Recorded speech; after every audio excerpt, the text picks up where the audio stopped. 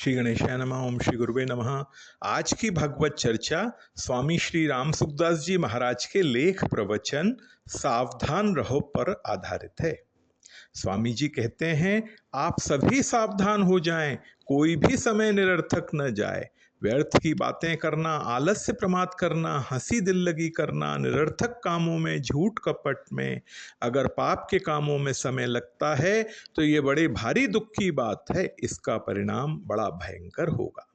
समय अपने आप खर्च हो रहा है, बैठे हैं तो भी खर्च हो रहा है, कार्य करते हैं तो भी खर्च हो रहा है, भजन करते हैं तो भी खर्च हो रहा है। यह खर्चा तो निरंतर ही हो रहा है। मृत्यु निरंतर नजदीक आ रही है, जिसमें एक क्षण का भी अंतर नहीं पड़ता। चाहे काम धंधा कर लो, चाहे भजन कर लो, चाहे समाधि लगा लो, समय तो दनादन जा रहा है। समय समाप्त होते ही उसी क्षण मरना पड़ेगा। फिर ऐसा कोई बल नहीं है जिससे हम जी सकें।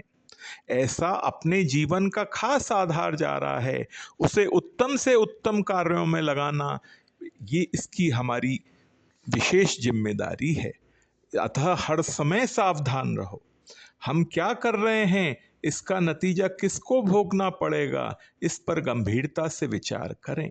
ऐसा विचार, ऐसी सावधानी मनुष्य ही रख सकता है। अपने स्वार्थ और अभिमान का त्याग करके दूसरों का हित करने की योग्यता मनुष्य में ही है। अगर वह दूसरों का हित, दूसरों की सेवा नहीं करता तो ये बड़ी भारी गलती है।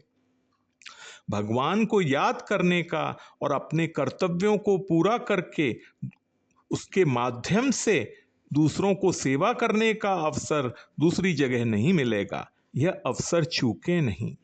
समय को सार्थक बनाने वाले को पश्चाताप नहीं करना पड़ता, समय बर्बाद करने वाले को पश्चाताप करना पड़ता है। अपने कर्तव्य कर्मों को करके दूसरों की सेवा करना और भगवान को याद करना, ये दो काम खास करने के हैं। पशुओं से, वृक्षों से आप सेवा ले सकते हो, पर वे स्वयं सेवा नहीं कर सकते। दूसरों की सेवा करने की बुद्धि और योग्यता मनुष्य के सिवाय और किसी में नहीं है। ऐसे ही भगवान को याद करना, भगवान से प्रेम करना, मैं भगवान का हूं और भगवान मेरे हैं, ऐसा भाव रखना भी मनुष्य शरीर में ही संभव है।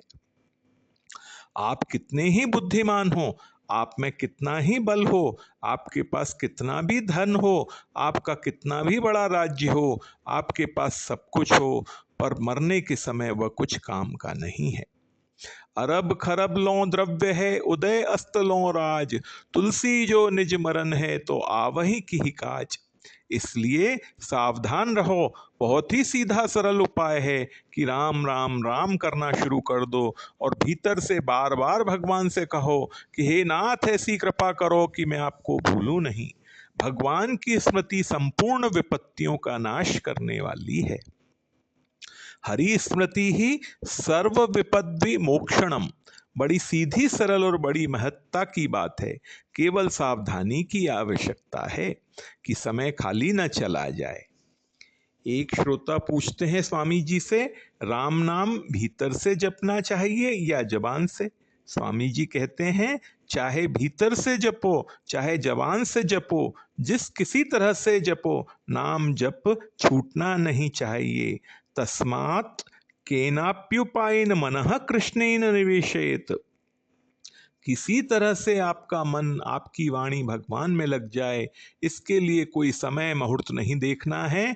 मनुष्य शरीर मिल गया तो मुहूर्त मिल गया।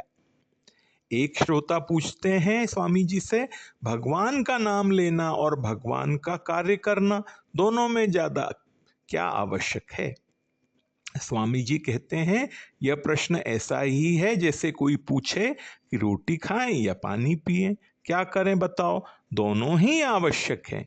नाम भी लो और अपना कर्तव्य कर्म का भी ध्यान रखो। नाम तो हरदम लिया जा सकता है, पर कार्य हरदम नहीं किया जा सकता। अतः नाम हरदम लो और मौका पड़ने पर कार्य भी करो। तस्मात् सर्वेषु कालेषु माम नुस्मरण युध्य च। श्रीमद् भगवद गीता का 8वें अध्याय का 7वां श्लोक। जो शास्त्र विहित काम सामने आ जाए उसे भगवान का समझकर करो और नाम निरंतर लेते रहो, नाम छूटे नहीं। चहु जुग चहु श्रुति नाम प्रभाऊ, कलि विशेषी नहीं आनो पाऊ। सभी संतों ने एक स्वर से नाम की महिमा गाई है। नाम के विषय में भेद हो सकता है, कोई ओम कहेगा, कोई राम कहेगा, कोई हरे राम हरे कृष्ण बताएगा, कोई कृष्ण कृष्ण कहेगा, कोई ओम नमो नारायण बताएगा। नामों में भेद हो सकते हैं पर नाम जप में सब एक के एक हैं।